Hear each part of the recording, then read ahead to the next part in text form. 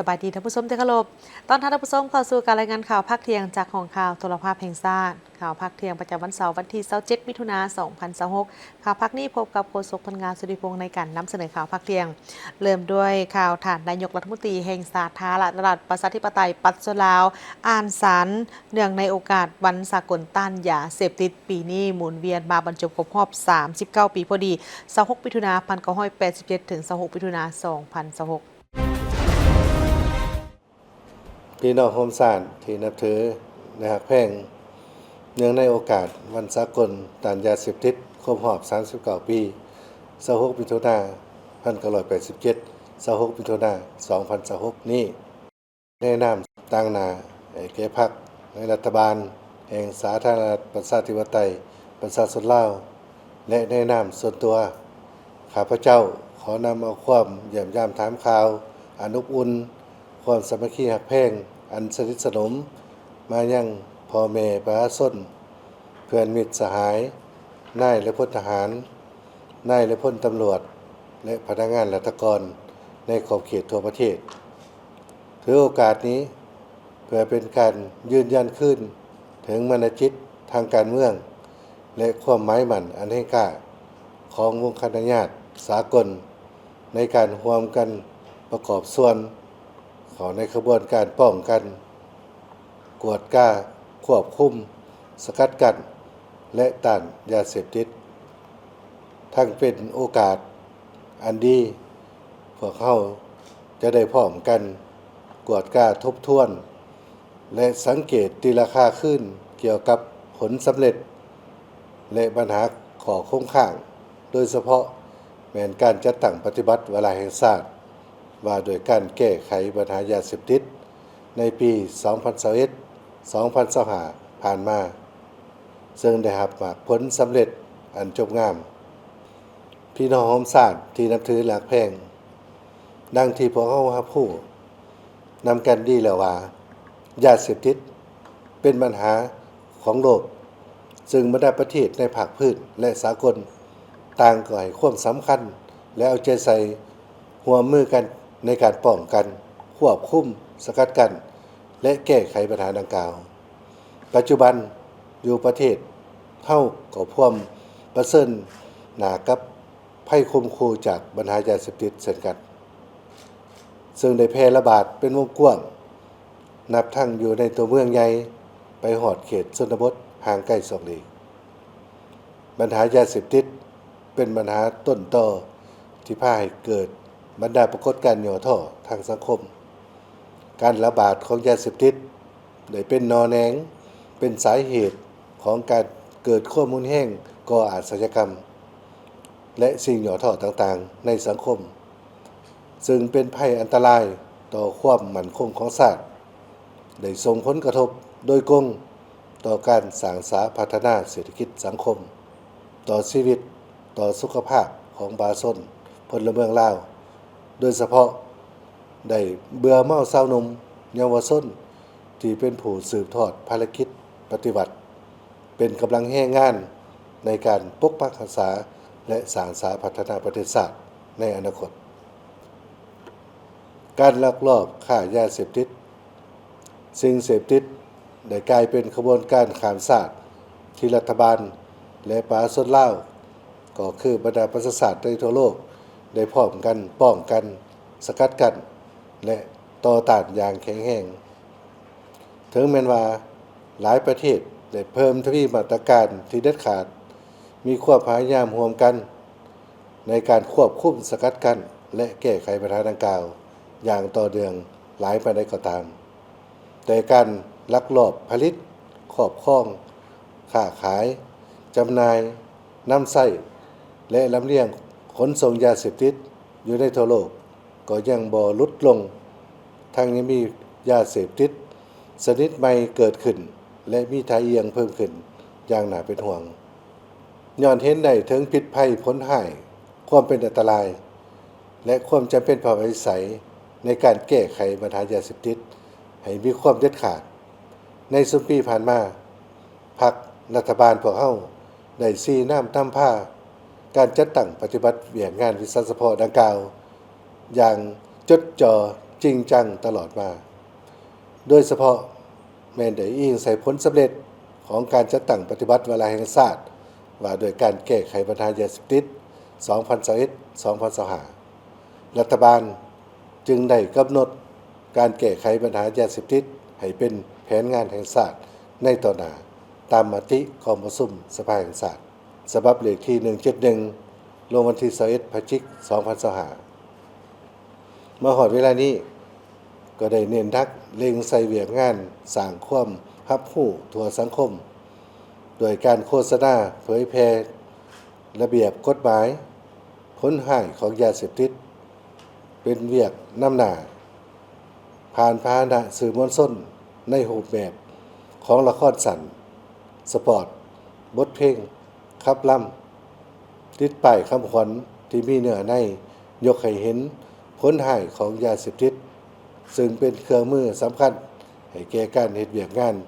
สร้างความรับรู้ทั่วสังคมให้พนักงานราชการทหารตำรวจนักเรียนนักศึกษาเศร้าหนุ่มวัยหนุ่มและประชาชนลาวบรรดาเผ่าได้ชมได้ฟังได้อ่านจึงตีราคาว่าพลเมืองลาวพวกเฮาแม้นมีความรับรู้เข้าใจอย่างถูกต้องต่อกับพิษภัยผลหายและความอันตรายของยาเสพติดพร้อมกันนี้การสร้างความเข้มแข็งทั่วสังคมที่เริ่มต้นจากสถาบันครอบครัวชุมชนบ้านภาครัฐเอกชนต้องได้เข้าร่วมสกัดกั้นและแก้ไขปัญหายาเสพติดเป็นแห่งอยู่ที่สำคัญในการแก้ไขปัญหายาเสพติดโดยทุกภาคส่วนทุกหน่วยงานที่เกี่ยวข้องแม่นได้เอาใจใส่ใกล้ชิดติดแท้ถึงหากฐานประชาชนด้วยการชี้นำพาเฮ็ดตัวจริงด้วยหลายวิธีที่เป็นระบบรับประกันด้านการเมืองกฎหมายวิชาเฉพาะที่เกี่ยวข้องนอกนั้นพวกเขายังได้เอาใจใส่สร้างเงื่อนไขอำนวยความสะดวกให้บรรดาครอบครัวประชาชนบรรดาเผ่าที่อาศัยอยู่เขตผู้ด้อยหันไปประกอบอาชีพใหม่และมีอาชีพที่มั่นคงถือกฎหมายด้วยการปลูกพืชทดแทนพืชที่มีสารเสพติดเช่นการส่งเสริมการเลี้ยงสัตว์ปลูกพืชเป็นสินค้าสามารถจำหน่ายอยู่ภายในและต่างประเทศอย่างต่อเนื่องสำหรับผู้ถือข้อหายจากยาเสพติดแม้นได้รับการบำบัดปิ่นปัวฟื้นฟูสุขภาพและฝึกวิชาชีพอยู่ในศูนย์ปิ่นปัวและโรงหมอชุมชนของรัฐอย่างมีประสิทธิภาพเฮ็ดให้ผู้ถือข้อหายจากยาเสพติดได้กลับคืนเป็นพลเมืองดีของสังคมและครอบครัวพร้อมนั้นรัฐบาลยังได้สมใส่ให้ทุกภาคส่วนร่วมกันปฏิบัติเวียกงาน3สร้างติดพันกับการสร้างตาแสงบ้านให้เป็นหัวหน่วยพัฒนาโดยได้สุมใส่สร้างสำนักงานองค์การตาแสงบ้านสถาบันการศึกษาโรงเรียนหัวหน่วยการผลิตการบริการทางภาครัฐและเอกชนอยู่ตามท้องถิ่นในทั่วประเทศปลอดจากยาเสพติดเพิ่มขึ้นในแต่ละปีเคียงคู่กันนั้นรัฐบาลยังได้เอาใจใส่และให้ความสำคัญในการปฏิบัติมาตรการด้านกฎหมายต่อผู้กระทำผิดในปีนี้เจ้าหน้าที่ป้องกันความสงบแม้นสามารถสกัดกั้นและต้านยาเสพติดได้หลายกรณีพร้อมทั้งได้เพิ่มทวีความเป็นเจ้าการในการติดตามกวดกาและแก้ไขปัญหาดังกล่าวอย่างต่างหน้าโดยได้มั่งคดียึดยาเสพติดอาวุธทรัพย์สินวัตถุมีค่าสารเคมีตั้งต้นต่างๆที่พวกกลุ่มคนบ่ดีจะนำไปผลิตเป็นยาเสพติดเป็นจำนวนหลายสิ่งสำคัญแม่นสามารถจับกุมผู้กระทำผิดมาดำเนินคดีตามกฎหมายและระเบียบการอย่างเข้มงวดพี่น้องร่วมชาติที่นับถือหลักแพงทั้งหลายเนื่องในวันสากลต้านยาเสพติดวันที่26 มิถุนายน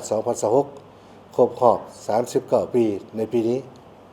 ต่างหน้าให้พรรครัฐบาลแห่งสาธารณรัฐประชาธิปไตยประชาชนลาวข้าพเจ้าขอแสดงความยอมสมเสยอย่างสุดใจต่อคณะกรรมการแก้ไขยาเสพติดระดับชาติเจ้าหน้าที่ป้องกันชาติป้องกันความสงบและทุกภาคส่วนที่เกี่ยวข้องทั้งอยู่ศูนย์กลางและท้องถิ่นตลอดฮอดพ่อแม่ประชาชนลาวบรรดาเผ่าในขอบเขตตัวประเทศที่ได้ให้การร่วมมือประกอบส่วนเขาในการแก้ไขปัญหายาเสพติดในระยะที่ผ่านมาณโอกาสนี้ต่างหน้าให้พรรคและรัฐบาลแห่งสาธารณรัฐประชาธิปไตยประชาชนลาวข้าพเจ้าขอแสดงความขอบใจและหูบุญคุณมายังบรรดาประเทศเพื่อนมิตรคู่ร่วมพัฒนาองค์การจัดตั้งสากลองค์การบ่สังกัดรัฐบาลและภาคธุรกิจทั้งภายในและต่างประเทศที่ได้ให้การร่วมมือสนับสนุนช่วยเหลือให้แก่รัฐบาลและประชาชนลาวในการควบคุมสกัดกั้นและแก้ไขปัญหายาเสพติดได้รับผลสำเร็จตลอดมาและหวังว่าจะได้สืบต่อได้รับการสนับสนุนช่วยเหลือต่อไปอีกในอนาคตพี่น้องร่วมชาติที่นับถือหลังแพงทั้งหลายยาเสพติดเป็นปัญหาที่มีความเป็นอันตรายหายแห้งเป็นภัยคมคูต่อความสงบสุขความเป็นระเบียบเรียบร้อยของสังคมและความมั่นคงของบรรดาประชาชาติในโลกดังนั้นข้าพเจ้าขอเรียกร้องมายังพนักงานรัฐกรทหารตำรวจประชาชนลาวบรรดาเผ่าทุกเพศวัยในทั่วสังคมตลอดฮอดบรรดาองค์การจัดตั้งพรรครัฐองค์การปกครองท้องถิ่น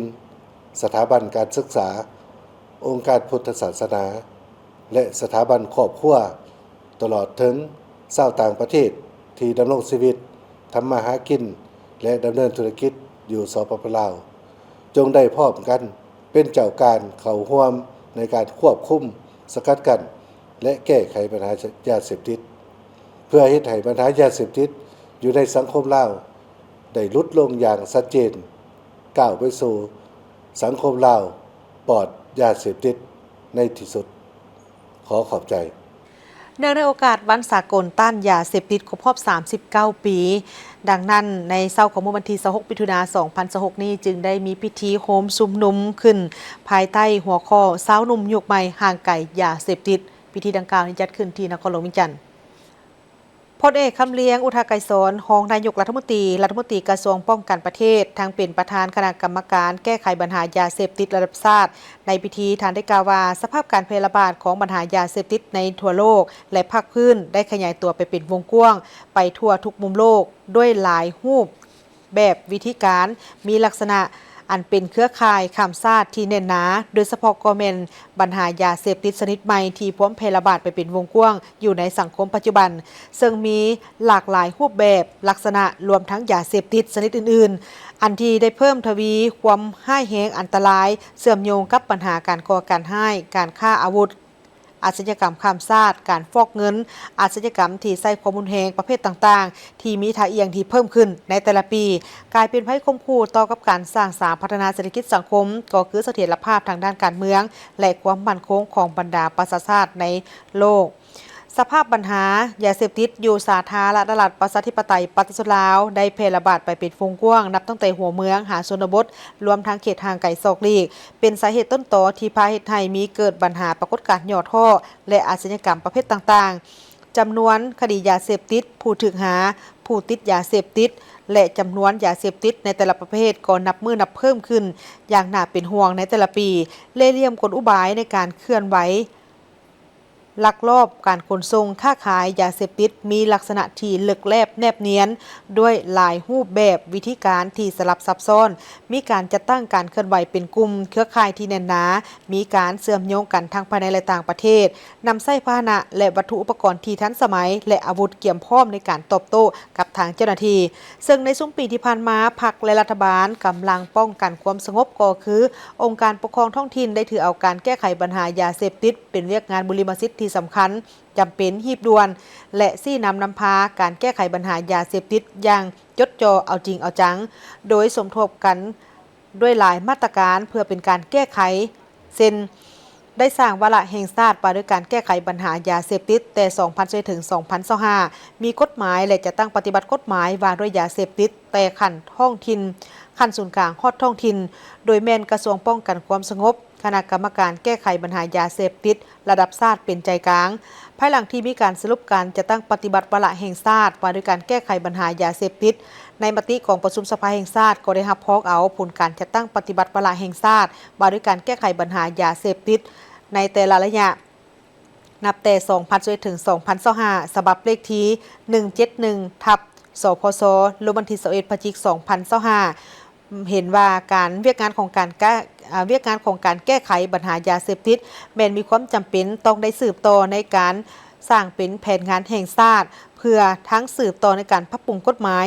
นิติกรรมลุมกฎหมายจำนวนหนึ่งเพื่อรับประกันให้แก่เวียกงานของการแก้ไขปัญหายาเสพติดแต่ 2026 ถึง 2030 ให้มีผลสำเร็จดังนั้นจึงเรียกร้องมายังองค์การจัดตั้งพรรครัฐบาลองค์การจัดตั้งสากลที่เกี่ยวข้องก็คือประชาชนลาวบรรดาเผ่าจงร่วมแรงร่วมใจกันในการควบคุมสกัดกั้นและต้านยาเสพติดที่เป็นความรับผิดชอบทั่วปวงชนโดยถือเอาเวียกงานการควบคุมสกัดกั้นและต้านยาเสพติดเป็นพาหนะเป็นหน้าที่ของทุกภาคส่วนนับตั้งแต่ศูนย์กลางฮอดท้องถิ่นในการโฆษณาศึกษาอบรมสร้างความรับรู้ในทั่วสังคมให้กว้างขวางด้วยหลายรูปแบบหลายรูปการเพื่อเป็นการปลูกจิตสำนึกให้แก่ประชาชนลาวทุกคนโดยเฉพาะกอแมนแม่หญิงสาวหนุ่มเยาวชนเห็นได้ถึงผิดภัยผลร้ายของยาเสพติดรับรู้เข้าใจต่อกับระเบียบที่พัวพันกับยาเสพติดปลุกระดมคนควายให้เขาเจ้ามีความเข้าใจตื่นตัวและสมัครใจและมีส่วนร่วมในเวียกงานของการควบคุมสกัดกั้นและแก้ไขปัญหายาเสพติดอย่างเห่าหันต่อเนื่องและอื่นๆเพื่อรับประกันให้แก่เวียกงานดังกล่าวนี้ในปี 2026 ถึง 2030 ได้รับการจัดตั้งปฏิบัติถูกต้องตามทิศชี้นำมีประสิทธิภาพและมีผลสำเร็จตามคาดหมายที่วางไว้กระทรวงอุตสาหกรรมและการค้าได้มีการประดับการย่องยอผลสำเร็จในบ้านของการดำเนินการเป็นประธานอาเซียนของสาธารณรัฐประชาธิปไตยประชาชนลาวในปี 2024 โดยพิธีดังกล่าวนี้มีขึ้นในมื้อวันที่ 26 มิถุนายน 2026เพื่อเป็นการยกย่องและเชิดชูผลงานของบุคคลและองค์การต่างๆที่ได้อุทิศแห่งกายและสติปัญญาประกอบส่วนให้สาธารณรัฐประชาธิปไตยประชาชนลาวสามารถปฏิบัติภารกิจการเป็นประธานอาเซียนได้อย่างจบงามและประสบผลสำเร็จของการเป็นประธานอาเซียนของสาธารณรัฐประชาธิปไตยประชาชนลาวในปี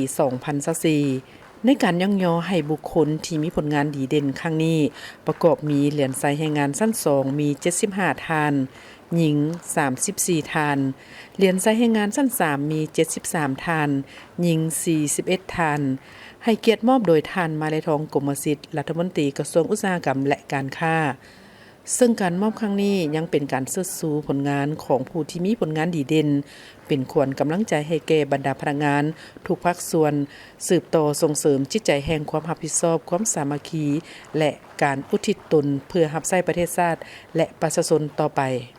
เจ้าก็รู้สึกดีอกดีใจเนาะที่ทางคันเทิงเห็นความสำคัญแล้วก็เห็นผลงานที่ได้ประกอบส่วนผ่านมา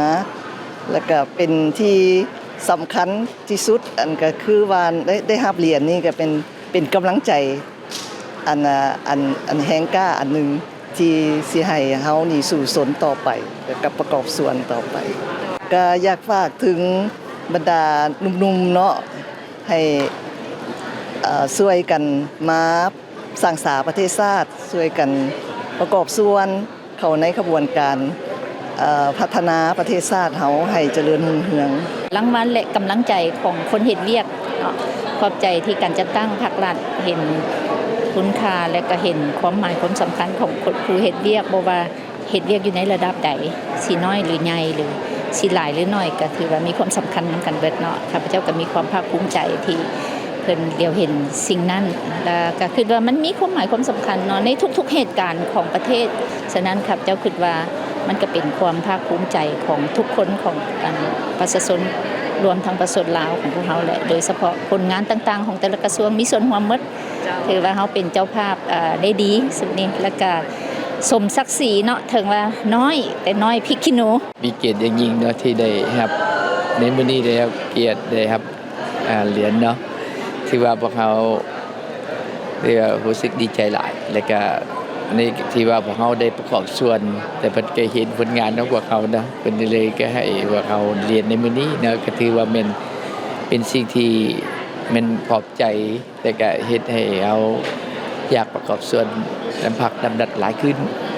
ส่วนหลายพวกเขาก็แม่นประกอบทิศฮอนแล้วก็ประกอบส่วนในการวางแสดงอย่างต่างๆแล้วก็ประกอบส่วนน้ำเพิ่นตลอดเนาะ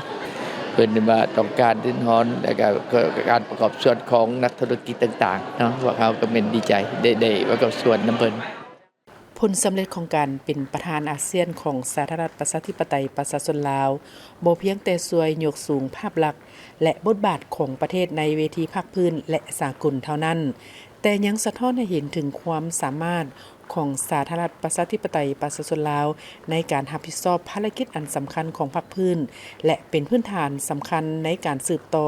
ขยายการร่วมมือกับบรรดาประเทศสมาชิกอาเซียนและคู่ร่วมพัฒนาในอนาคต